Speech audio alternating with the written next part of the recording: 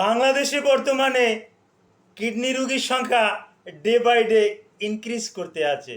এর কতগুলো কারণ আছে, আমি কারণগুলো বলবো। তবে সর্বপ্রথম বলে নেই, কিডনি সৃষ্টিকর্তা প্রদত্ত।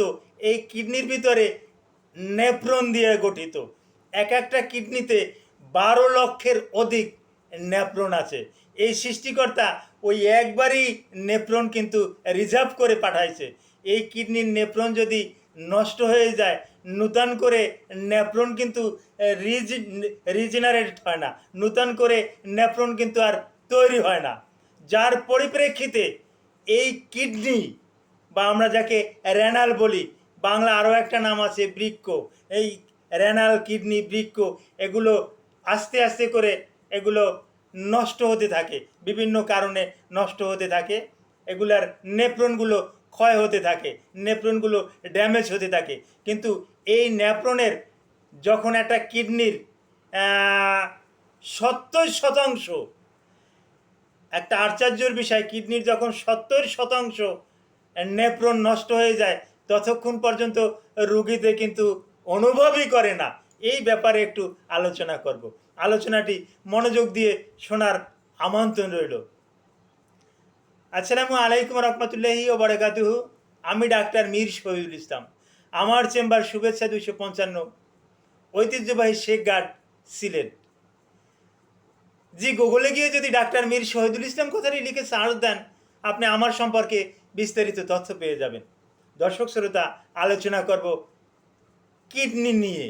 কেন কিডনির রুগী দিন দিন বাড়তে আছে এবং কিডনির আসল সমস্যাগুলো কি, এবং এটা কেন সহজে ধরা যাচ্ছে না, এটা রোগটা ধরতে এত দেরি হচ্ছে কেন, বিষয়গুলো মনোযোগ সহকারে শুনুন।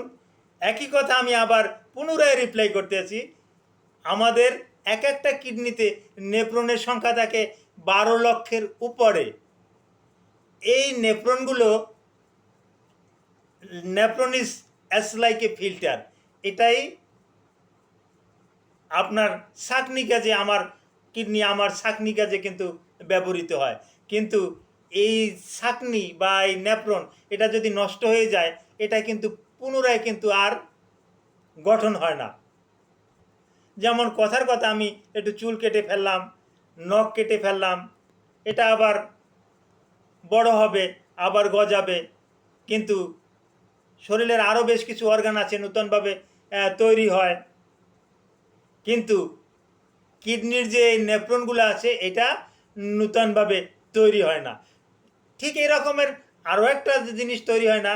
যেমন অনেক সময় বলে থাকি যে ওই মহিলাদের যে ওভারিতে যে ডিম্ব আছে, রিজার্ভ ডিম্ব, এই ডিম্ব সৃষ্টিকর্তা ওই একবারই দিয়ে পাঠাইছে। অনেক সময় এই ডিম্ব যদি নষ্ট হয়ে যায়, ওভারিতে যদি পিসিওএস, পলিসিস্টিক ওভারিয়ান সিনড্রোম থাকে, তাহলে ওখানেও কিন্তু নূতন করে আর ডিম্ব কিন্তু আর তৈরি হবে না। যা আছে তা নিয়েই তার সন্তুষ্ট থাকতে হবে। আর কিডনির এই নেফ্রনও যদি নষ্ট হয়ে যায়, তাহলে কিডনি কিন্তু বিকল হয়ে যায়। এই কিডনি কিন্তু ট্রান্সপ্লান্ট ছাড়া আর বিকল্প কোনো কিডনির কোনো চিকিৎসাই নাই। আসলেই নেফ্রোলজিস্ট, ইউরোলজিস্ট এরা কিন্তু উপদেশ উপদেশ দিয়ে যাবে, এর কিন্তু কোনো আর চিকিৎসা কিন্তু নাই। একটা সময় বলবে যে আপনি রেনাল ট্রান্সপ্লান্ট করেন, নূতন কিডনি সংযোজন করেন, এছাড়া আর কোনো পন্থা কিন্তু নাই। এখন এই কিডনি, এই যে ডে বাই ডে কিডনি নষ্ট হচ্ছে, তার কারণ কি? আমি আরেকটু বলে নেই, একই কথা রিপ্লাই হবে যে কিডনি যদি 70% কিডনি যদি নষ্ট হয়ে যায়, ড্যামেজ হয়ে যায়, ততক্ষণ পর্যন্ত যার তা হয়েছে সে কিন্তু কোনো রকমের উপলব্ধি করতে পারে না, এমনকি একটু ব্যথাও হয় না। কিডনি স্পেশালিস্টের কাছে গেল, নেফ্রোলজিস্টের কাছে গেল, উনিও কিন্তু পরীক্ষা নিরীক্ষা ছাড়া কনফার্ম হতে পারবেন না। হয়তো আমরা পরীক্ষা নিরীক্ষা দিয়ে থাকি, সিরাম ক্রিয়েটিনাইন দিয়ে থাকি, সিরাম ইউরিয়া দিয়ে থাকি, সিরাম বার্ন দিয়ে থাকি, তারপর আসে আইভিইউ, ইন্টারভেনাস ইউরোগ্রাফি, এটা দিয়ে থাকি, সিটি স্ক্যান, প্লেন কেইউবি, এগুলোর মাধ্যমে কিন্তু আমরা এই কিডনিটা কোন পজিশনে আছে এগুলো কিন্তু আমরা জানতে পারি। কিন্তু এই কিডনি ডে বাই ডে নষ্ট হয়ে যাওয়ার কারণটা কি? এখন কিডনি ডিভাইডে নষ্ট হয়ে যাওয়ার কতগুলো কারণ আছে। কতগুলো কারণের ভিতরে একটা কারণ হলো যে ওই আমাদের খাদ্য অভ্যাসের পরিবর্তন। আমরা বেশি বেশি করে প্রোটিন জাতীয় খাবার খাচ্ছি, এতেও সমস্যা, এবং ভেজাল খাচ্ছি, এই ভেজালই কিন্তু সমস্যা হচ্ছে। আমরা জানতে অজান্তে যে সমস্ত খাবার বাজার থেকে নিয়ে এসে খাচ্ছি, এগুলোর বেশিরভাগই কিন্তু ভেজাল। এখন কোন কোন খাবারে ভেজাল আছে এগুলো নিয়ে আলোচনা করলে সময়টা অনেক যাবে। বাজারে বিশেষ করে ফল থেকে শুরু করে মাছ মাংস যা কিছু খাবেন, এগুলো সব কিন্তু কৃত্রিমভাবে রাখা, এগুলোর ভিতরে কিন্তু মেডিসিন দেওয়া এরকমের।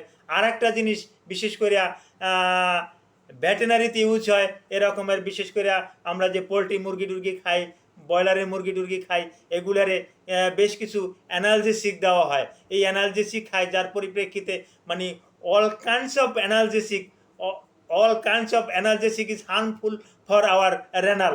সমস্ত ব্যথানাশক ওষুধ আমাদের কিডনির জন্য ক্ষতিকর। এই কিডনির জন্য যে ক্ষতিকর, এগুলো কিন্তু আমরা কিন্তু খাচ্ছি। তারপর জানতে অজান্তে আমার শরীরের বিভিন্ন জায়গাতে একটু বেদনা, আমরা ওই ফার্মেসিতে গিয়েও যে বলেন একটা আইবুপ্রোফেন দেন, একটা ওই ডাইক্লোফেনাক সোডিয়াম দেন, একটা ক্যাটোরোলাক দেন, একটা ট্রামাডল হাইড্রোক্লোরাইড দেন, এগুলো কিন্তু আমরা নিজেরাও কিনে নিয়ে এসে কিন্তু খাচ্ছি, যার পরিপ্রেক্ষিতে কিন্তু আস্তে আস্তে করে আমাদের কিন্তু রেনালটা কিন্তু ড্যামেজ হয়ে যাচ্ছে। সুতরাং কিডনি একবার নষ্ট হয়ে গেলে এটা কিন্তু পুনরায় কিন্তু আর কোনো মেডিসিনের মাধ্যমে এটা ভালো করা সম্ভব না। সুতরাং এটা সৃষ্টিকর্তা প্রদত্ত গুরুত্বপূর্ণ একটা অর্গান। সুতরাং এটা ভালো রাখার জন্য আপনি ভালো খাবার টাবার খাবেন, এবং অবশ্যই নেফ্রোলজিস্টের সাথে মাঝে মাঝে যোগাযোগ রাখবেন, এবং ডাক্তারদের সাথে যোগাযোগ রাখবেন। কিছু প্যাথোলজিক্যাল পরীক্ষার মাধ্যমে এগুলো কিন্তু আগেভাগেই জানা সম্ভব। Thank you all.